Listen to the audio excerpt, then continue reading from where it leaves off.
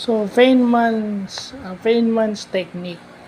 So, ito daw Feynman's technique ay isang learning technique na na-discover ni Richard Feynman na kung saan kung yung mga bagay na mahirap intindihin para ma-clarify mo at maintindihan mo sa isip mo, kaya mong ituro sa isang elementary student.